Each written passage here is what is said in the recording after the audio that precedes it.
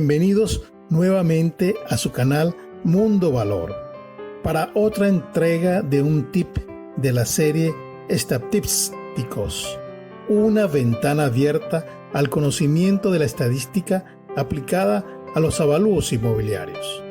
En este tip se expone 1. De la inferencia estadística, el modelo de regresión lineal múltiple de la muestra y los tipos de datos. 2.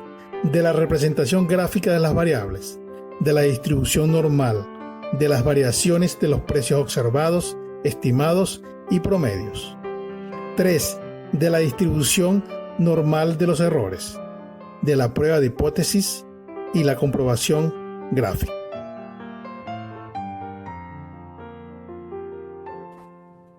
La inferencia estadística, tal como se comentó en secuencias anteriores, se fundamenta en el análisis de la muestra para realizar las transferencias de las conclusiones del estudio a la población, considerando probabilidades de acierto y error.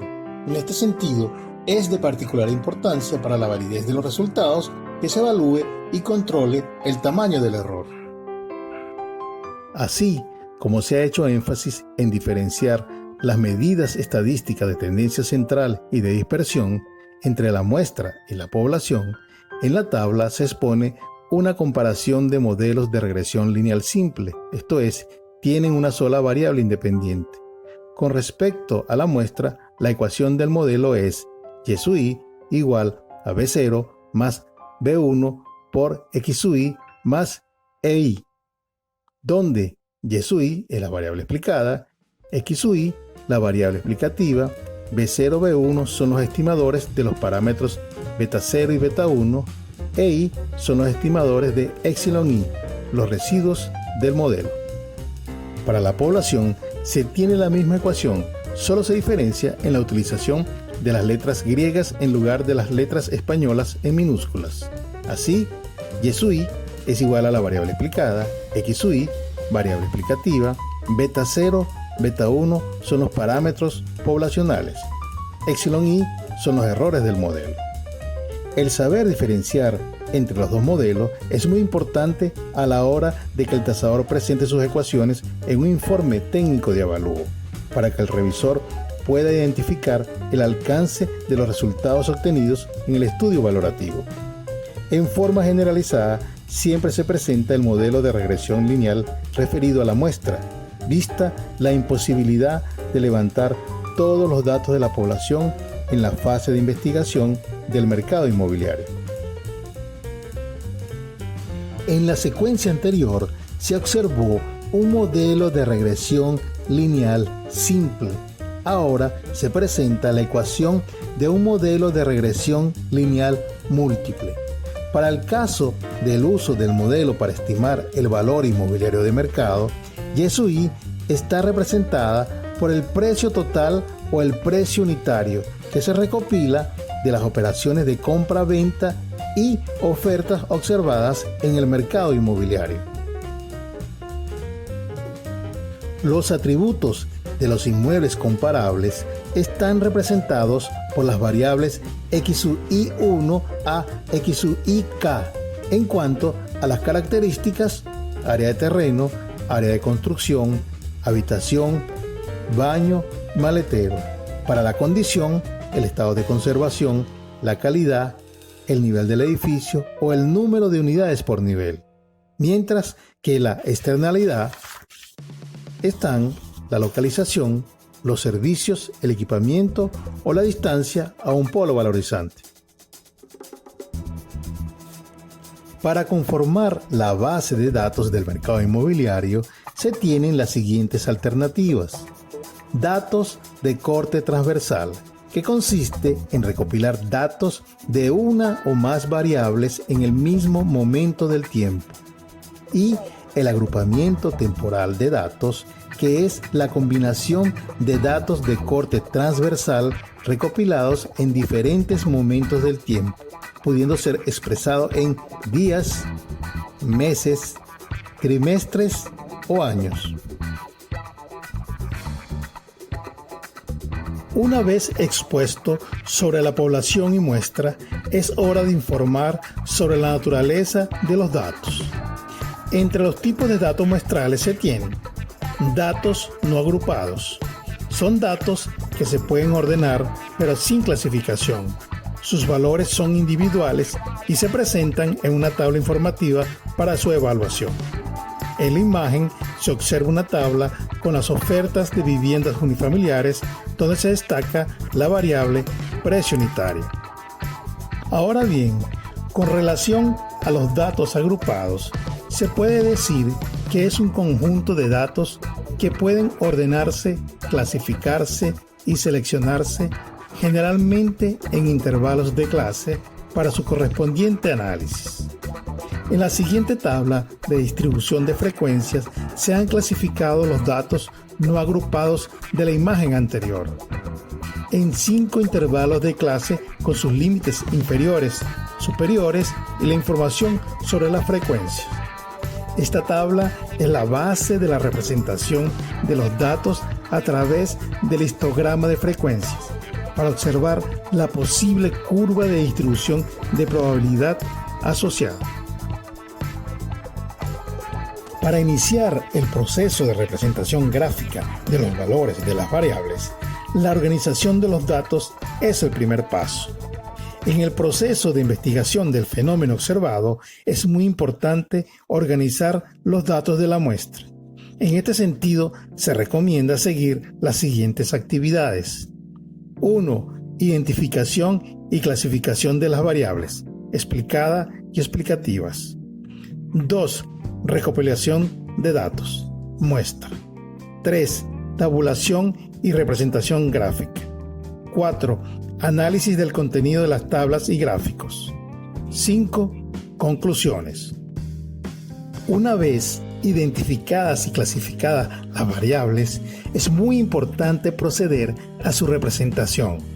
En el caso de la variable cuantitativa continua, se utilizan el gráfico de dispersión, el diagrama de barra, el gráfico de círculo, el histograma y el polígono de frecuencias, ojiva.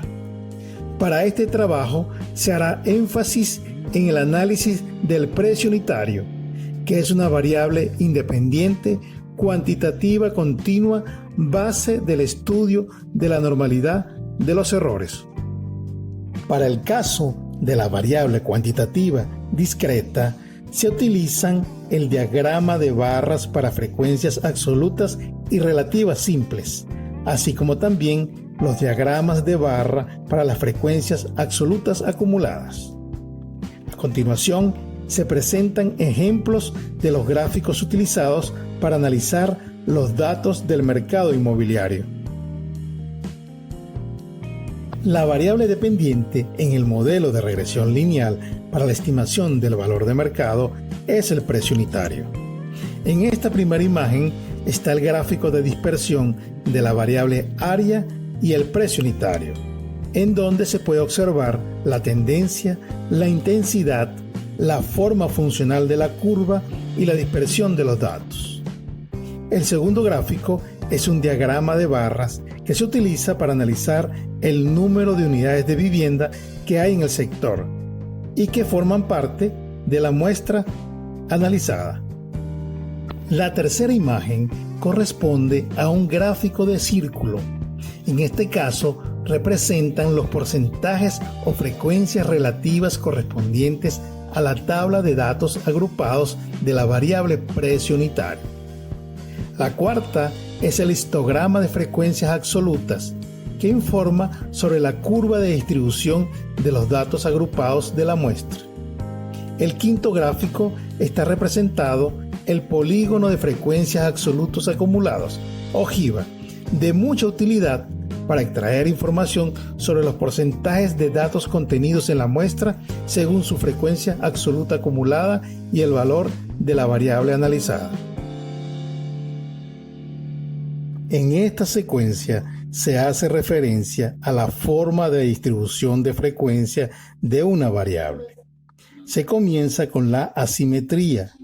El coeficiente de asimetría, que es adimensional, indica el sesgo de una distribución de frecuencia de una variable con respecto a la distribución normal. Las diferencias entre las medidas de tendencia central, media, mediana y moda señalan la presencia de asimetría. En la siguiente tabla están los estadísticos para analizar la simetría para datos no agrupados. Entre los que más se utilizan están el coeficiente de Pearson y el de Fisher, coeficiente punto simetría como función del Excel. A pesar que aparenta una dificultad por la cantidad de variables y números, son de fácil resolución y la mayoría de programas estadísticos los incluyen. Dependiendo del resultado matemático del cálculo de los coeficientes de simetría, existe una clasificación. Se dice que hay simetría cuando el CA es igual a 0. En este caso, la media es igual a la mediana y a la moda, y la curva es simétrica, esto es, el 50% de las observaciones se ubican a la derecha y a la izquierda de la media.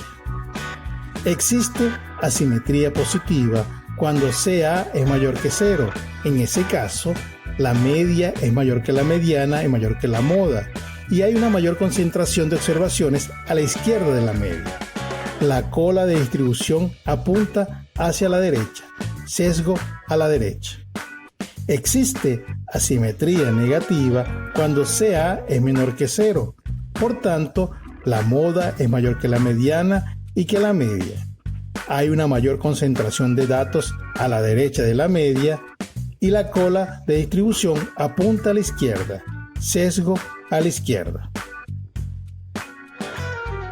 En cuanto al coeficiente de kurtosis, es importante destacar que los datos observados de una variable tienden a concentrarse alrededor del valor central, algunas veces en mayor grado, apuntamiento, o en menor grado, aplastamiento. El coeficiente es adimensional y compara la distribución de frecuencia de una variable con respecto a la distribución normal. En la siguiente tabla está el estadístico para analizar la kurtosis para datos no agrupados, que es el coeficiente de Fisher, función kurtosis del Excel. Se reitera que aparenta dificultad en el desarrollo de las fórmulas, pero son de fácil resolución en forma manual. Y aún más fácil, visto que la mayoría de los programas estadísticos ya lo incluyen. Si el coeficiente CF es igual a 0, hay indicios de que la curva es mesocúrtica, con un comportamiento similar a la distribución normal. La concentración de datos está distribuida en los intervalos de clases centrales. Si el coeficiente CF es mayor a 0, la curva es leptocúrtica, con un apuntamiento debido a una alta concentración de datos en los intervalos de clases centrales del histograma. Si el coeficiente CF es menor a 0, la curva es platicúrtica, sin apuntamiento debido a la distribución de los datos en todos los intervalos de clase. Muy poca concentración alrededor de la media. Para las medidas de forma, asimetría y kurtosis, es muy importante identificar la concentración de los datos alrededor de las medidas de tendencia central. Obviamente que se observará también el tipo de curva de la distribución de frecuencia. La desigualdad de Chebyshev aporta la probabilidad de la concentración de datos, proporción, alrededor del término central. A continuación se detalla el teorema del autor. Dado un número k mayor a 1 y un conjunto de n mediciones de una variable aleatoria x, al menos 1 menos el cociente entre 1 sobre k al cuadrado de las mediciones estarán dentro de k desviaciones estándar de su media. En otras palabras, la probabilidad que cualquier variable X tome un valor dentro de cada desviaciones estándar desde la media es igual a 1 menos el cociente entre 1 sobre k al cuadrado. Esto es, la probabilidad de que X sea mayor a mu menos k sigma y menor a mu más k sigma, esto es mayor o igual a 1 menos 1 sobre k al cuadrado. Por ejemplo, si se quiere saber la proporción de datos de la distribución de la variable X que están distantes a 2 sigma de su media, entonces k igual a 2. Por tanto, la probabilidad de que X sea mayor a mu menos 2 sigma y menor a mu más 2 sigma es igual a 1 menos 1 sobre 2 al cuadrado. Esto da 0,75. Se interpreta como que el 75% de las mediciones de la variable X estarán en el intervalo mu menos 2 sigma, mu más 2 sigma. Un detalle muy importante: el teorema se cumple para cualquier distribución de frecuencias de una variable aleatoria. En la siguiente imagen se observa una curva en forma de campana. Como ejemplo, no todas las curvas siguen una distribución normal, en donde se pueden observar las proporciones y o concentraciones de datos o mediciones de la variable. Así se tiene, según el teorema, lo siguiente: entre mu menos 2 sigma y mu más 2 sigma hay 75%. Entre mu menos 3 sigma y mu más 3 sigma hay 89%. Entre mu menos 4 sigma y mu más 4 sigma hay 94%. Entre mu menos 5 sigma y mu más 5 sigma hay 96%. Esta información es muy importante para entender la regla empírica de las proporciones o concentraciones de mediciones de la variable y para la caracterización de la distribución normal, que más adelante se explica con detalles.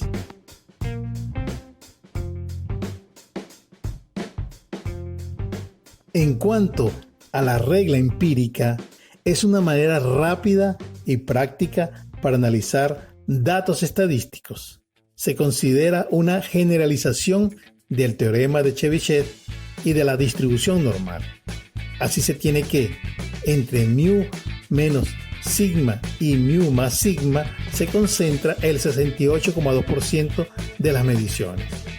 Entre mu menos 2 sigma y mu más 2 sigma se concentra el 95,4% de las mediciones. Entre mu menos 3 sigma y mu más 3 sigma se concentra el 99,7% de las mediciones de la variable. Se ha nombrado en varias oportunidades en las secuencias anteriores, pero ahora se formaliza la presentación de la distribución normal, una de las distribuciones de probabilidad con uso muy generalizado en los trabajos de investigación. En cuanto a su notación, se indica que una variable aleatoria X sigue una distribución normal con media mu con valores de menos infinito a más infinito y una desviación estándar sigma, siendo sigma mayor a 0, tiene la siguiente notación: X tiene una distribución normal con media mu y desviación estándar sigma. Su función de densidad depende del valor de la variable, de su media y de su desviación estándar, como se puede observar en la ecuación matemática. Entre sus características están: respecto a la simetría y la kurtosis, toda variable X que presente una distribución normal tiene un coeficiente de simetría igual a 0.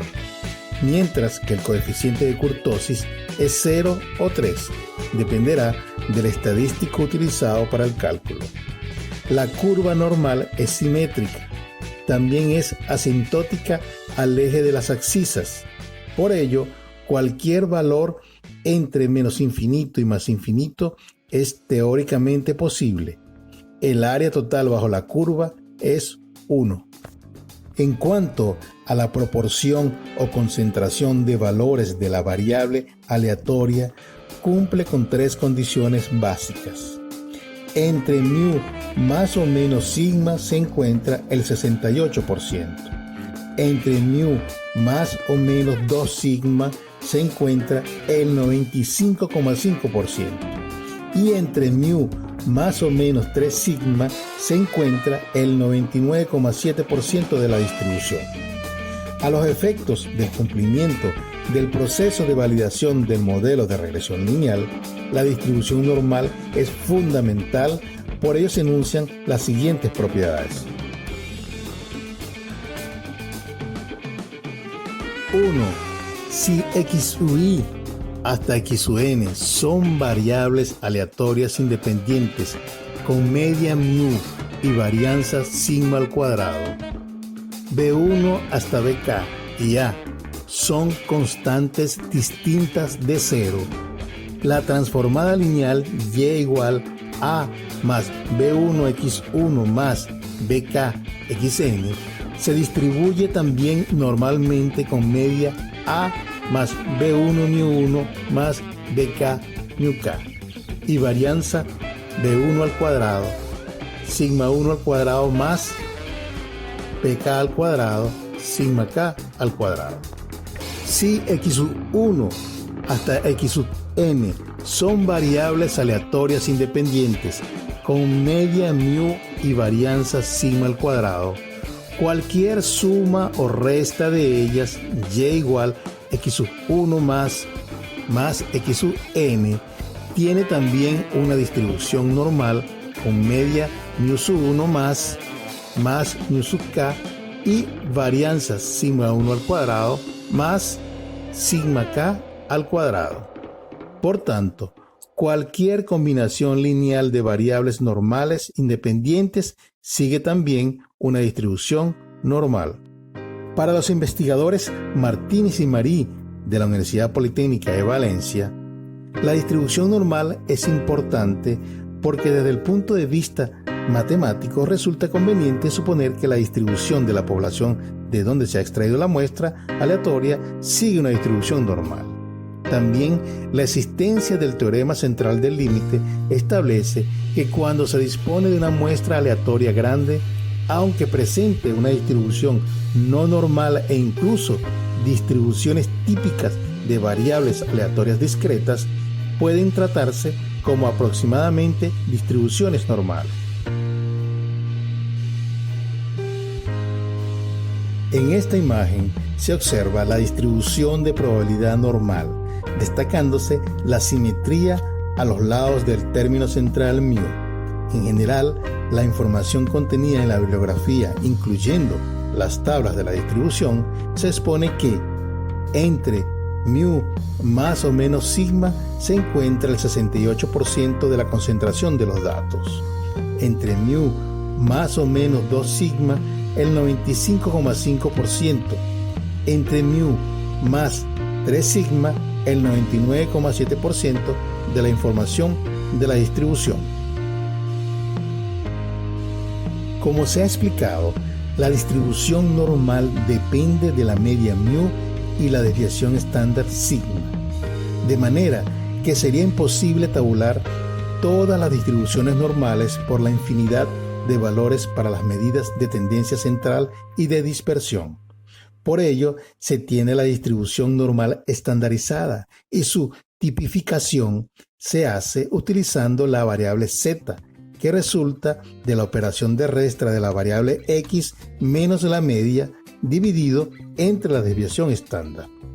Es una distribución normal con media igual a 0 y desviación estándar igual a 1.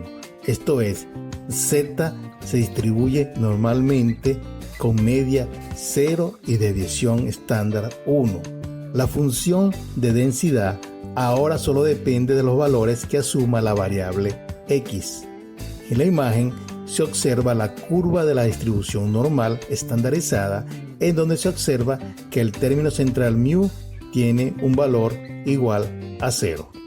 En esta tabla se presentan los valores de las áreas delimitadas para la curva normal estandarizada que va desde menos infinito hasta z.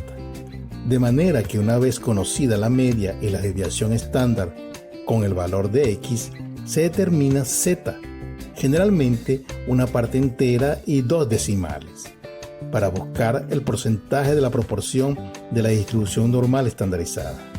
Por ejemplo, si z es igual a 0,55, entrando en la columna z con 0,5 y en la horizontal con 5, se consigue 0,7054.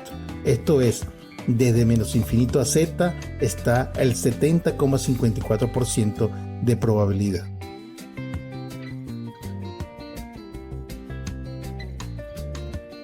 Un aspecto relevante para el análisis de un modelo de regresión lineal es el conocimiento de las variaciones existentes entre los precios observados, los precios estimados y los precios medios.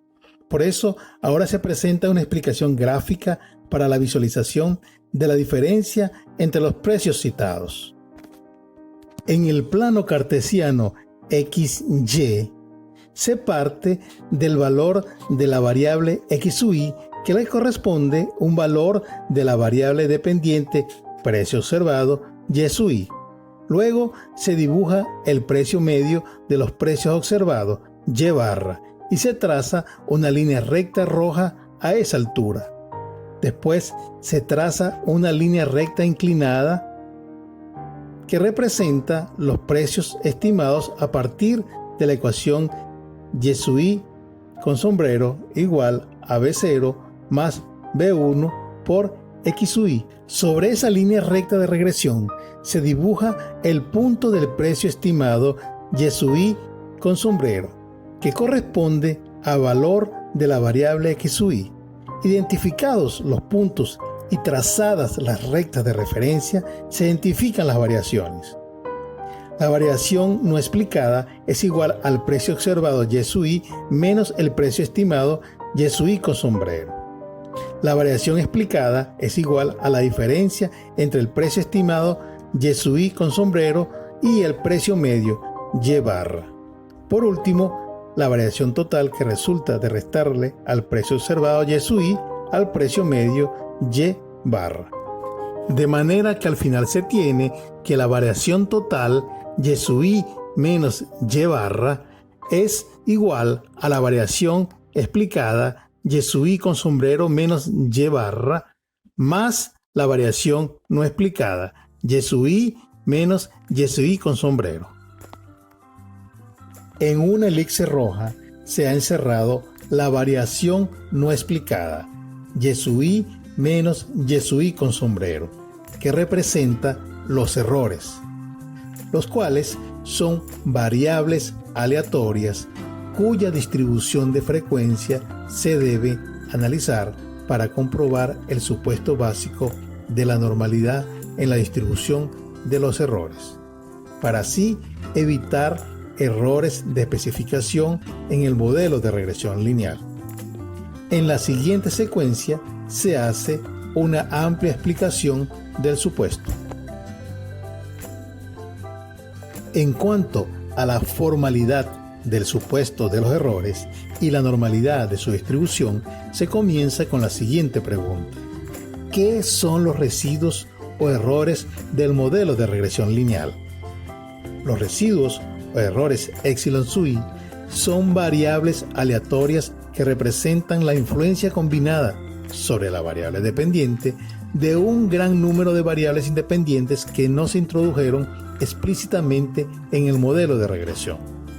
El modelo clásico de regresión lineal supone que la variable epsilon-y está normalmente distribuida con media esperanza de epsilon-y igual a 0, la varianza la esperanza de epsilon sub i al cuadrado igual a sigma al cuadrado. Y covarianza, la esperanza de epsilon sub i, epsilon sub j igual a 0. Esto es, epsilon sub i está distribuido normalmente con media 0 y variancia sigma al cuadrado.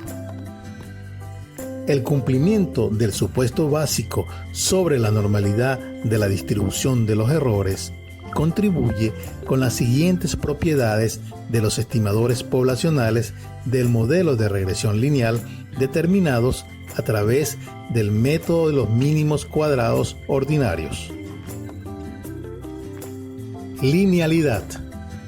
B1, al ser una función lineal de E1, está normalmente distribuido. Insesgadez. Son insesgados, esto es, sus esperanzas matemáticas coinciden con los valores de los parámetros a estimar. Eficiencia. Son estimadores insesgados con varianza mínima o eficientes. Consistencia. A medida que el tamaño de la muestra aumenta indefinidamente, los estimadores convergen hacia sus verdaderos valores poblacionales. Son consistentes. En cuanto a las causas, consecuencias y soluciones, se presenta el siguiente resumen. Entre las posibles causas están la presencia de observaciones atípicas, muestras pequeñas y la omisión de variables importantes en el modelo. En presencia de no normalidad en la distribución de los residuos, se afecta la estimación de la varianza del modelo. Las pruebas de hipótesis T y F pueden ofrecer resultados incorrectos y los intervalos de confianza aumentan. Entre las posibles soluciones al problema de la no normalidad de la distribución de los errores están: análisis detallado de los datos de la muestra para identificar el origen de las observaciones atípicas, eliminar datos atípicos si hay una cantidad suficiente para explicar el fenómeno analizado, aumentar los datos de la muestra, realizar transformaciones de escalas de las variables que participan en el modelo. ¿Cómo comprobar la normalidad en la distribución de los errores? Esto es posible a través de pruebas gráficas y pruebas numéricas. Entre las primeras están el uso del histograma de frecuencias, el gráfico de los errores estandarizados versus valores estimados, los gráficos de dispersión PP y QQ-plot. Para las pruebas numéricas se pueden utilizar el test de Kolmogorov-Smirnov KS, Shapiro-Wilk SW, Harke-Vera JB, Anderson-Darling AD, Kramer-Fon CB y Lilliefors LF. En este trabajo se utilizarán todas las pruebas gráficas y el test Harke-Vera, contenidos en el anexo A de la norma NBR 14653-2 de avalúos de bienes inmuebles urbanos. Más adelante está la explicación teórica y práctica del contenido de las pruebas.